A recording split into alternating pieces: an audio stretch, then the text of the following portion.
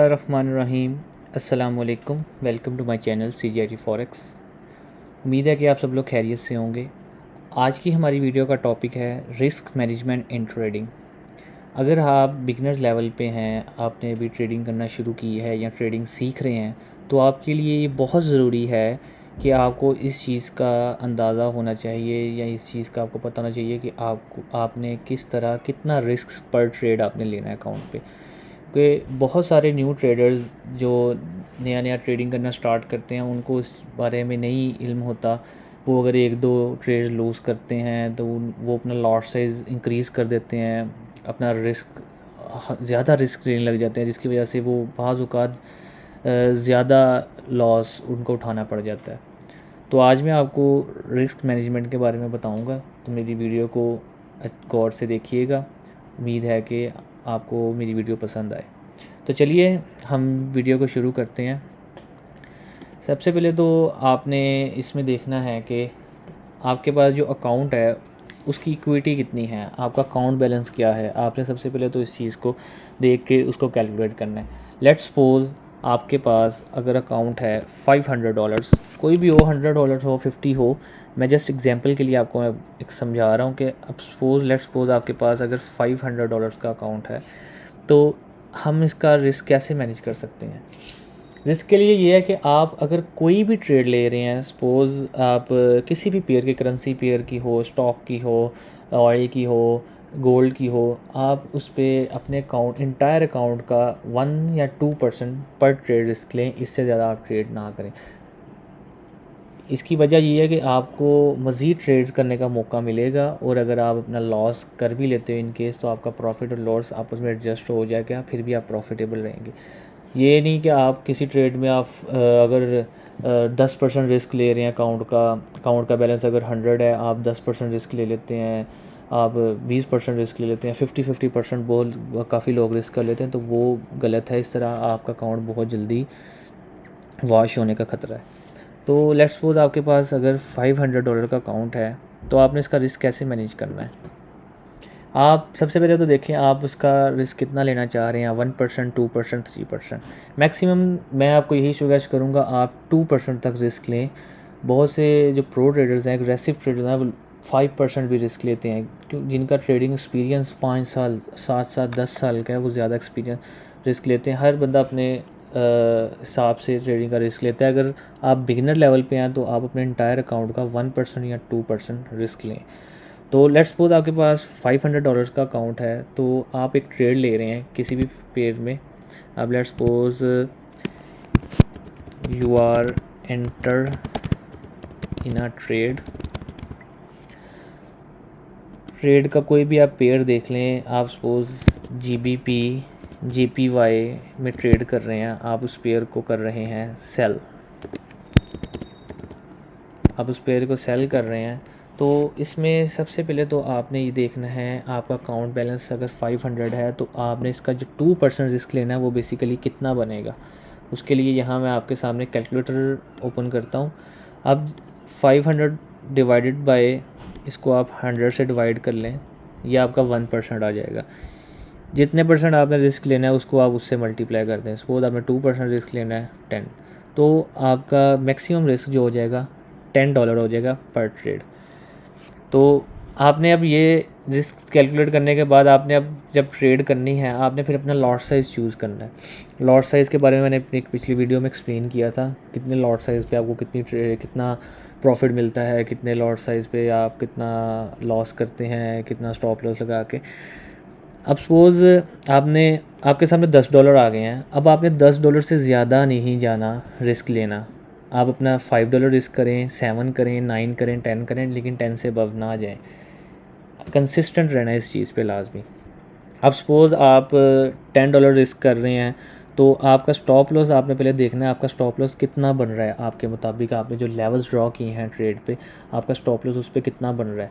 Let's suppose आप एक trade ले रहे हैं, उसका स्टॉप लॉस बनता है 20 पिप्स। तो 20 पिप्स के हिसाब से आप लॉट साइज़ कैलकुलेट कर लें। अगर आप 0.05 का लॉट यूज़ करेंगे, तो 10 पिप पे आपका $5 रिस्क होगा, 20 पिप पे $10। तो ये 20 पिप का अगर आपका स्टॉप लॉस है, तो आप इजीली 0.05 लॉट यूज़ कर सकते हैं।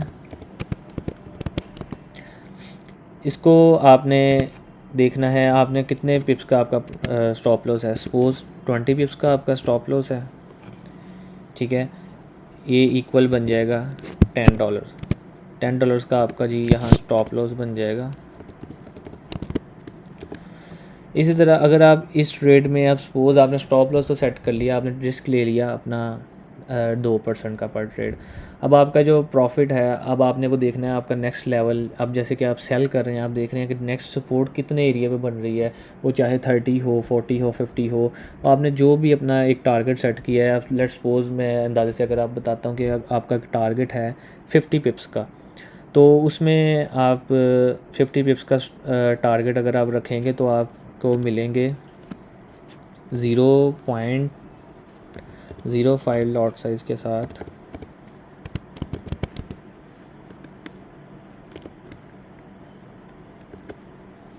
अब लेट्स सपोज़ आपका 50 पिप्स का टारगेट है, ये आपका इक्वल बन जाएगा $25 के। अब अगर आप इस ट्रेड पे रिस्क ले रहे हैं, रिस्क तो आप 10% ले रहे हैं, ठीक है। अब अगर आप इस पे विन कर जाते हैं इस ट्रेड को, तो आपको इसका $25 आपको इसका प्रॉफिट मिलेगा, क्योंकि 10 पिप्स का आपको $5 मिलेगा। 10 मल्टीप्लाई बाई 5 25। इस तरह आप अपने माइंड से इजीली कैलकुलेशन कर सकते हैं, आपको बार बार कैलकुलेटर यूज़ करने की ज़रूरत नहीं पड़ेगी। तो आपका ये बन गया टेक प्रॉफिट। अब देखें, जब आप ये ट्रेड विन करेंगे तो आपका इनिशियल बैलेंस था $500, तो आपका बैलेंस अब इंक्रीज़ होके 525 हो जाएगा।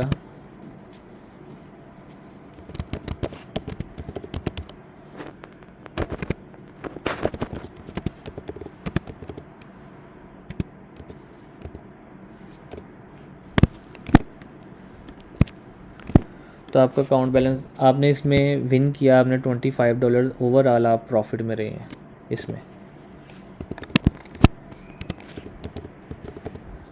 आप इसमें $25 ओवरऑल प्रॉफिट रहे हैं।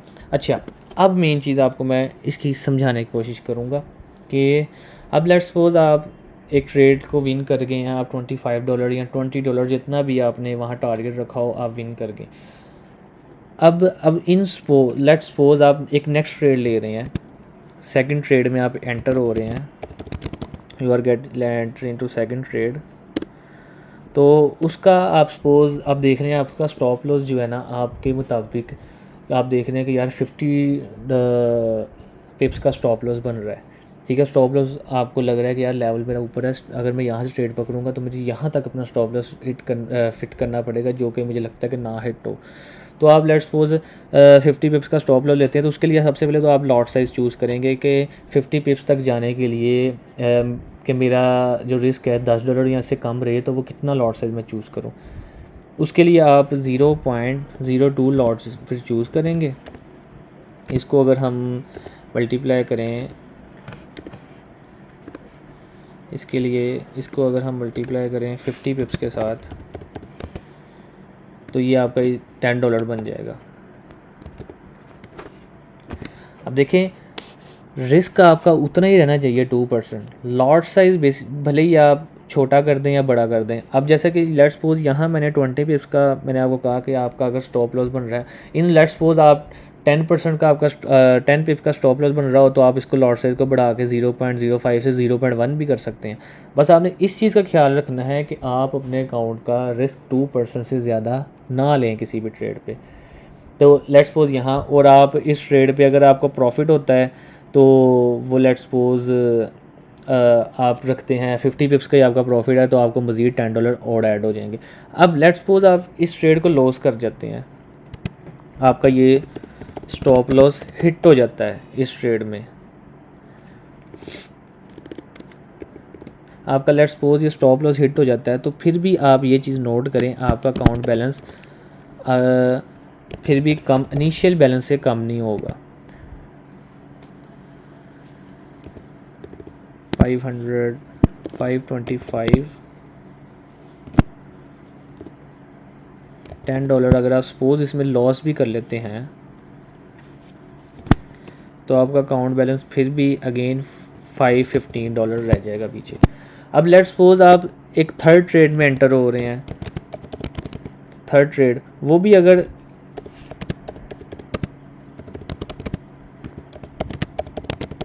If you lose third trade, अगर आप थर्ड ट्रेड भी लूज़ कर लेते हैं, उस पर भी आप $10 का रिस्क कर लेते हैं, फिर भी अगर आप देखें तो आपका अकाउंट अगेन $505 पे आपका है कि आपका इनिशियल बैलेंस से कम नहीं हुआ। अब आप इस चीज़ में ये चीज़ नोट करें, आपने पहली ट्रेड ली, आप उसमें प्रॉफिटेबल हुए, अगर आप सपोज इनके दूसरी भी लूज़ कर दें, तीसरी भी लूज़ कर जाएँ, फिर भी आप इसमें प्रॉफिटेबल हैं। अब आप लेट्स सपोज फोर्थ ट्रेड लेते हैं, फोर्थ ट्रेड आप एंटर हो रहे हैं, आप इस ट्रेड को विन कर लेते हैं 0.01 लॉट के साथ, 0.1 लॉट्स के साथ। अब आप इसमें सपोज 40 पिप्स गेट करते हैं, तो आपका ये बैलेंस इक्वल टू $40 के हो जाएगा।